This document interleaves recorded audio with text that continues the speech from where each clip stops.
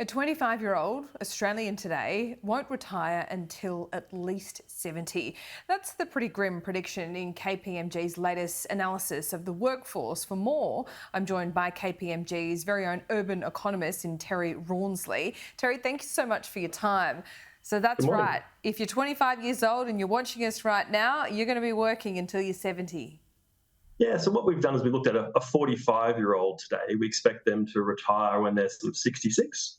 And kind of where the 25-year-old comes in is over the past 20 years, we've sort of seen like a 3 to 4 year increase in the expected age of retirement. So if we sort of extrapolate that out, when those 25-year-olds hit 45, they're probably looking at another 25 years in the workforce to be age 70.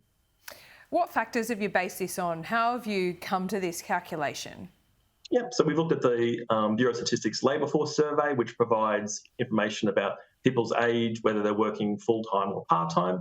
And from that, we can kind of see the profile of, people at age 45 slowly declining the amount of time they work, either going from full-time work to part-time work, and they transition out of the labour force until they eventually end their working life.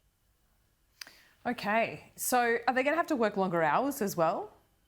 Now, what we kind of see is that there's this trend towards retiring from full-time work. So people stop working 5 days a week kind of in their early 60s, and they switch more to part-time work. So people are not just getting to the retirement date like they might in the past and finished working. It's more of a gradual kind of process where they reduce the number of hours they work to part-time work. Or the other thing the data kind of suggests is people kind of maybe have a year off from work completely, then they come back into the labour force and return to the workforce probably part-time. So there's much more of a gradual transition from full-time work into full-time retirement. What implications does this have for our pension and super system? So there's obviously a lot of stress on the federal budget from age pension and aged care.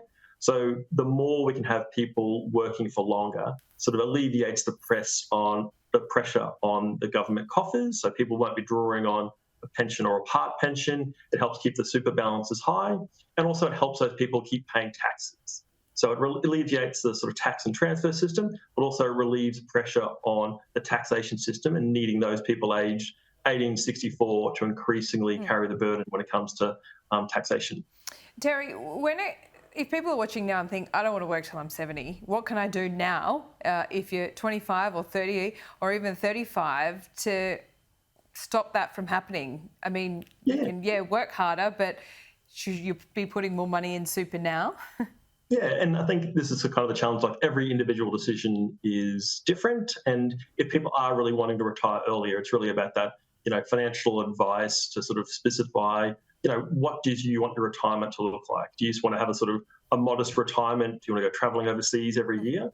And from that kind of point of view, you can sort of then start to work backwards. Say, well, this is the amount of capital that I require at retirement, and then how do I sort of track my way towards that over the next 10 or 20 years? And the other kind of sort of advice is thinking about, there's a range of career changes you might have over that period. So we kind of get the sense from the data that people are sort of perhaps changing careers as they sort of enter the retirement phases. So you might have worked, 25 years in office, and you get to your 60 and you go, actually, I'd like to pursue a bit of a passion project. I want to, do art and recreation. I want to open a cafe. So people can have a whole range of different experiences as they transition into retirement, because it's not just about the financial income, which is very important, but people also tend to like that sort of social interaction and stimulation they get from being in the workforce.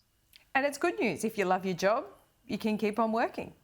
Yeah, absolutely. And I think, this is showing that people have the flexibility to not keep working 5 days a week, but they can sort of wind down to sort of a couple of days a week and sort of maintain those social interactions, keep a bit of money coming in, and they're sort of still remaining active and productive and engaged in society. Terry, thanks so much for your time today. Brilliant. Thank you.